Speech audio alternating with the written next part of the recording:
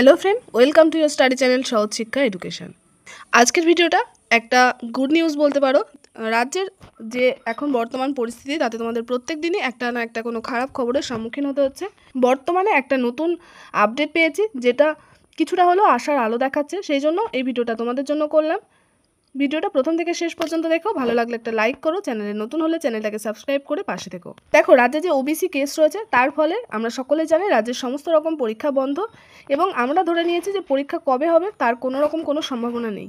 কিন্তু হাইকোর্ট থেকেও বারবার বলে দেওয়া হয়েছে যে পরীক্ষা নিতে কোনো রকম বাধা নেই, নিয়োগ প্রক্রিয়া 2010 সালের আগের নিয়ম অনুযায়ী চলতে পারে।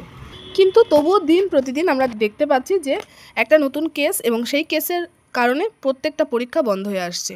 কিন্তু দেখো, যে হাইকোর্টের তৎপরতায় একটা জিনিস খুব ভালো লক্ষ্য করা যাচ্ছে যে সমস্ত রকম বোর্ড তাদের যে পরীক্ষা নেওয়ার আগ্রহ সেটা দেখাতে শুরু করেছে। কেমন দেখো সেই বিষয়টা। দেখো, ডব্লিউবিসিএস পরীক্ষার নতুন সিলেবাসের বিজ্ঞপ্তি জারি, এটি একটি স্বনামধন্য নিউজ পেপারের খবরটা প্রকাশিত হয়েছে। সেখানে দেখো কি বলা হয়েছে সেটাই তোমাদের কাছে আজকে আলোচনা করব। দেখো, সেখানে বলা হয়েছে যে রাজ্যে যে মন্ত্রিসভার অনুমোদন তারপরেই ডব্লিউবিসিএস পরীক্ষার নতুন সিলেবাসের বিজ্ঞপ্তি প্রকাশিত করা হয়েছে।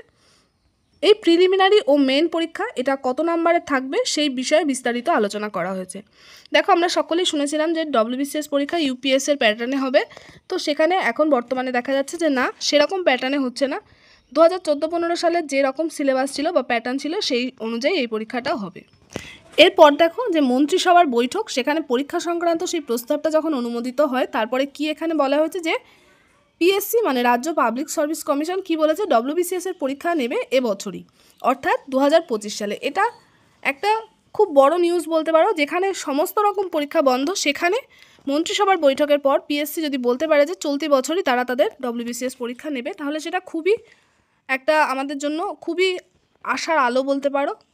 এবং তারা কিছুদিন আগেই যে 2022 সালে ডব্লিউবিসিএস পরীক্ষার সফল প্রার্থী তাদের তালিকা প্রকাশ করেছে, এবং তারপরেই বলা হয়েছে যে পরীক্ষাও এবছরই নেবে তারা। তাহলে দেখো, পিএসসির বোর্ড যখন এই সিদ্ধান্ততে এসেছে যে চলতি বছর তারা পরীক্ষা নেবে। এবং আরও একটা গুরুত্বপূর্ণ বিষয় দেখো, যে ভর্তি সংক্রান্ত একটা সমস্যা ছিল, কিন্তু এরপরে যাদবপুর বিশ্ববিদ্যালয় তাদের ভর্তির পোর্টাল খুলে দেয় এবং সেখানে তারা ভর্তি নিতে শুরু করে। তাহলে দেখো, ভর্তি সংক্রান্ত যে জট ছিল সেটাও আশা করি কেটে গেছে, কারণ তারা ভর্তি নিতে শুরু করেছে 2010-এর আগের নিয়ম অনুযায়ী। এবং যদি চলতি বছর পিএসসি তাদের পরীক্ষা নেয়, যেমন তাদের ক্লার্কশিপ, মিসলেনিয়াস ইত্যাদি যে পরীক্ষার রেজাল্টগুলো বাকি রয়েছে তারা সেগুলো যদি প্রকাশিত করে দেয়, তাহলে আশা করি সমস্ত রকম জট কেটে যাবে। এবং দেখো, সামনেই জুলাই মাসে শুনানি আছে, তো আমরা জানতে পারবো যে সেই শুনানিতে কী উঠে আসে, এবং আশা করি রাজ্যে খুব শিগগিরই যে পরীক্ষাগুলো বন্ধ রয়েছে সেই পরীক্ষাগুলো হয়ে যাবে। দেখো, এই পরিস্থিতিতে রাজ্যে যদি পরীক্ষা শুরু হয়ে যায় তাহলে অল্প সময়ের মধ্যে যে পরীক্ষাগুলো পেন্ডিং রয়েছে সেই পরীক্ষাগুলো হয়ে যাবে। তো এই সিচুয়েশনের মধ্যে যদি তোমরা তোমাদের প্রিপারেশনকে চালিয়ে যেতে চাও, তাহলে তুমি তোমার পরীক্ষার সফল হওয়ার এক ধাপ এগিয়ে যাবে।